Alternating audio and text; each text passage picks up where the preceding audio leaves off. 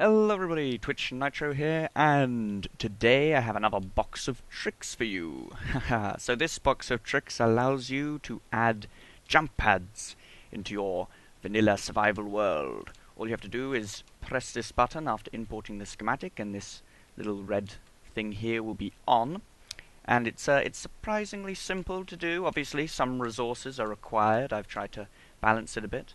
The first thing you're going to need to do is get yourself some slime blocks. The highest quality of slime is required, and name them thusly. Jump pad. There you go. It doesn't cost too many levels. It's easier to do multiple at once, as you can see. There we go. We've got our jump pads.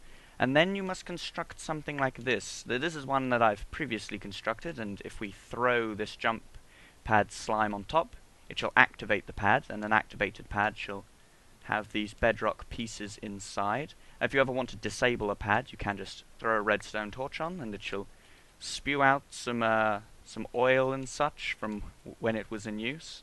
I could have removed the ink sacs being dropped there. It's just a nod to how it actually works. But we actually want this activated for now. And now I'm going to show you fully how to make it. I think I'll dig here. No, instead of digging, let's build it up straight. No point spending time digging dirt when we can have jump pads. There we go. And jump pad block. And yeah, and it's pretty cool. Now I'll show you how it works, I guess. Just jump above it, and you can jump in the air. I wanted it to be an explosive event. You know, I was making all of these in the test. Hey, there we go. Knocked me off. Oh, haha! Yes, yes, I did it. I did it. It's I make it harder than it looks. That's interesting. That I actually wanted to show you in this video. That's a glitch. See, as part of me getting this to work, I give the player a jump boost. And it's not meant to actually change how much you jump, but for some reason if you fall off of objects, when it runs out and hit the floor, it thinks you did some kind of super jump, and then it will throw you into the air. I don't understand how that works, but be aware that that is a glitch. So what can you do with these jump pads other than use them to get to higher places? Well, you could just make a whole bunch of jump pads and have an explosive party with your friends. Or you can sort of jump around your terrain. Now, this was set up to demonstrate something. I believe if I jump on these, it should blow up some leaves, at least some of them. Yes, no. Maybe I need to jump further over here. This jump pad isn't working for me now. There we go. And now if I jump on this, it should destroy some leaves. I think it just grazed the side here. So there is a little bit of a destructive radius. These are explosions you're dealing with. Right, so let me hop into a creative world and check out and show you some of the redstone. But yeah, this is incredibly fun. Actually, just before I leave, a couple of things about the deactivation of it. That's not going to work. My scroll button is broken. There we go.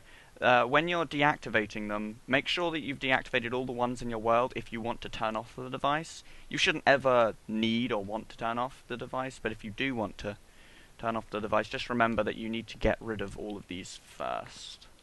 I haven't put in a fail-safe properly for that, so you need to get rid of them and then turn it off. And then you can dig them all up. Or reactivate them. Okay, so, to the test world. So, here we are in the test world, and here is the device's innards. Quite simple really. You press this button and it sets up the scoreboard and everything we need.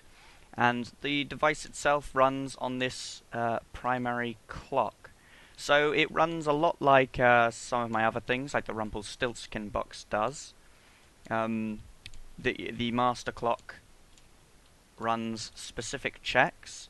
For example, it checks for a redstone torch, and once a redstone torch is found that is over a squid, as you probably guessed, there is a squid involved.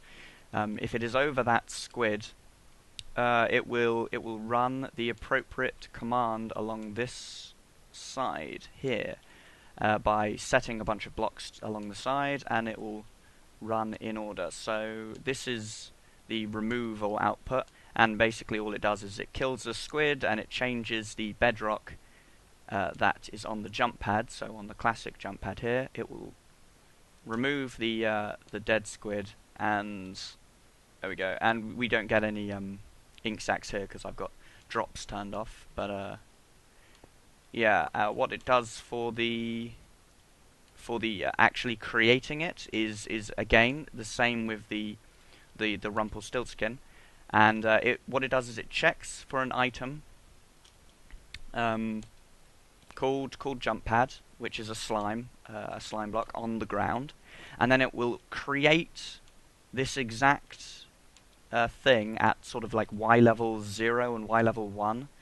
So it will create this object there, and then it will test whether or not the blocks underneath it are exactly the same as this, which means when I chuck it here, nothing happens, but when I chuck it on this, it enables the activation. And when the activation is enabled, it puts a squid in the middle here. Now the squid is the primary controller.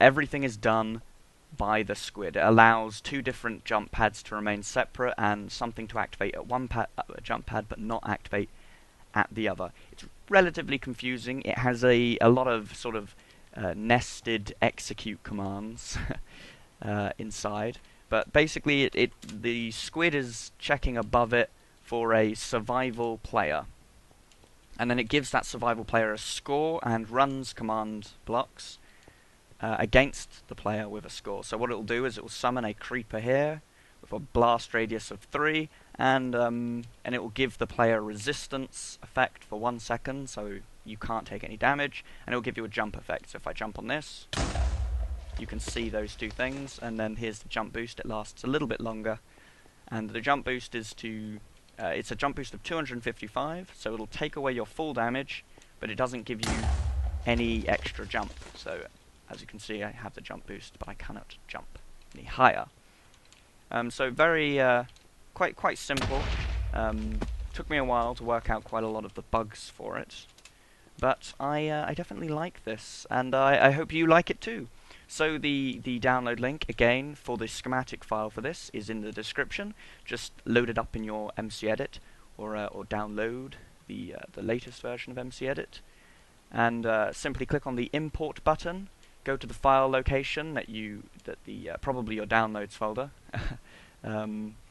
Select this schematic and place it into your survival world or creative world or whatever you want to use these jump pads for.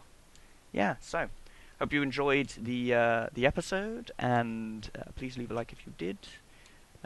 Tell me in the comments what you think, and I will see you guys next time. Bye.